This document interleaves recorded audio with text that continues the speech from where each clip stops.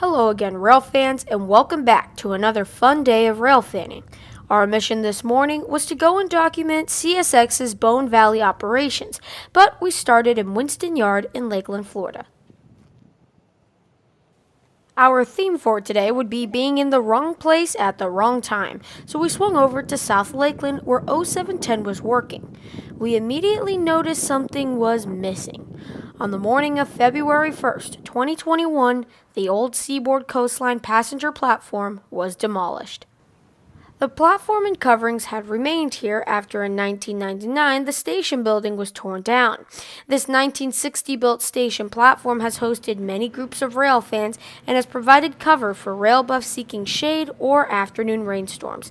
It was sad to see the coverings gone as the platform still stands, but yet another relic of the past is gone here in South Lakeland. 0710 was getting ready to head up the Vitus subdivision to switch customers near Kathleen. He had finished switching Sylvite Southeast, who get hopper cars filled with Sylvite and mix the crystals in with other ingredients and make potash for non-commercial customers. Now listen to how he gets permission from the dispatcher to depart up north. DSXJ, dispatcher Jacksonville, over. Yes, sir. Ready to come out of here, South Lakeland out of track number 2 and make our way up towards Kathleen. We got one customer to work between 10th Street and Kathleen. Then we'll have to back out and go down towards the Lakeland connection. Once we do that, we'll have to head south past the South Lakeland and then shove back up towards Kathleen. And we have two customers to work between Kathleen and 10th Street all the way south. Okay. I signal come to you, start your work. Let me know when you're done with the first place, over. No problem. Thank you. 710 out. Thanks, dispatcher out. 0710 receives a medium approach medium signal. Medium speed through the turnouts, approaching the next signal not exceeding medium speed or 30 miles per hour.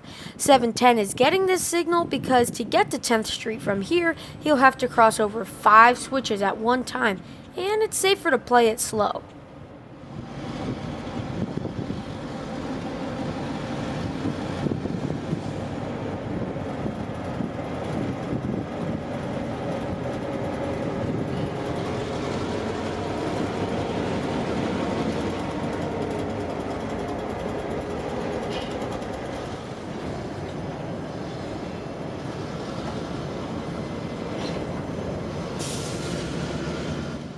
We began to make our way over to Mulberry, but not before seeing this. On a spur track off of Clark Road, CSX is storing a lot of maintenance of way equipment. We would understand why later.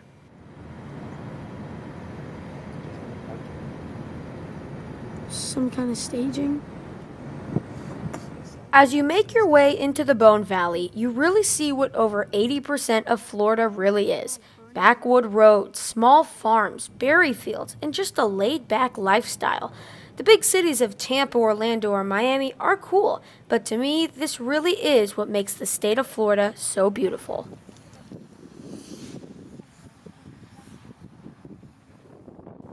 We arrive in Mulberry to see a pair of locomotives getting fueled up and, to my surprise, being washed. We were looking for train 0731, which apparently had a CW40-8 in the consist, but it either never ran or we missed it.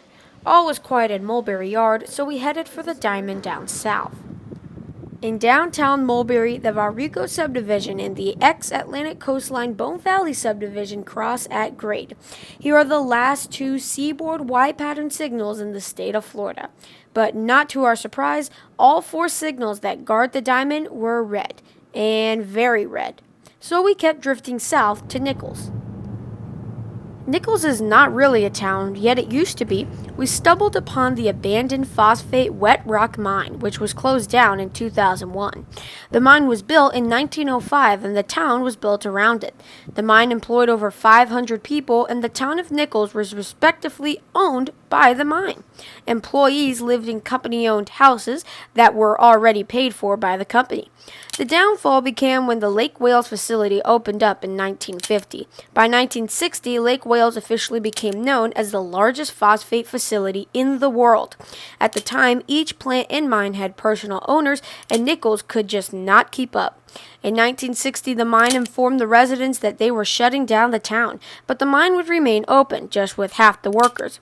After switching hands many times, IMC finally shut down Nichols, the smallest wet rock mine in the Bone Valley.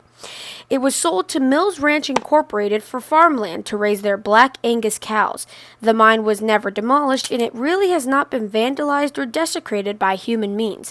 Its untouched rust buildings make it look haunted and very deserted. After driving around what was left of Nichols, we wandered over to Edison Junction, hoping to catch something there. Our scanner really wasn't giving us much activity, so we just hoped for some luck at this point. Right at the junction, there are many acres of strawberry fields. This is the beginning of the Floridian strawberry season. The red fruit thrives off of the phosphate-rich land. All we ended up seeing in Edison was empty tracks and the mid-morning piece of undeveloped Florida farmland. Nice, but not exactly what we were looking for.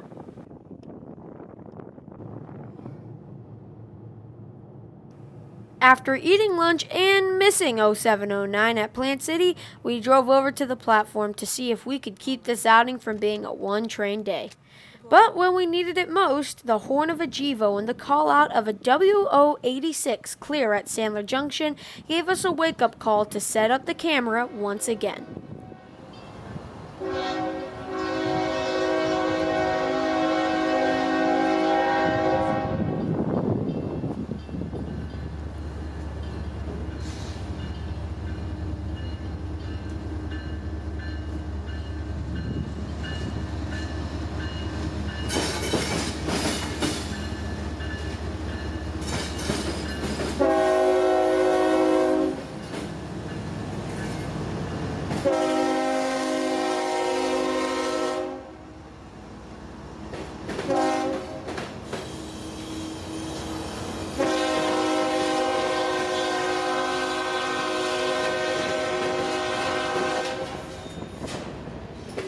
Here's something you don't see every day.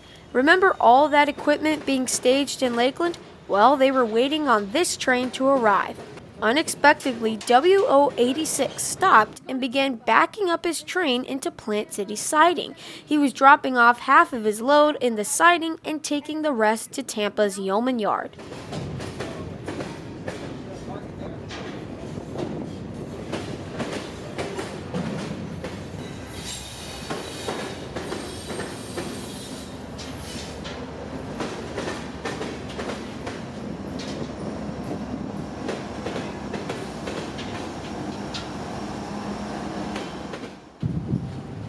All right, still got 10 more. 10.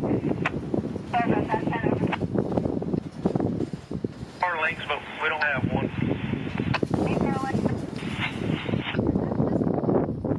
And that's how our slow day of rail fanning would end. Thanks for coming along with us, but until we meet again on these Florida rails, this is Christian from Multicolor Films, end of transmission.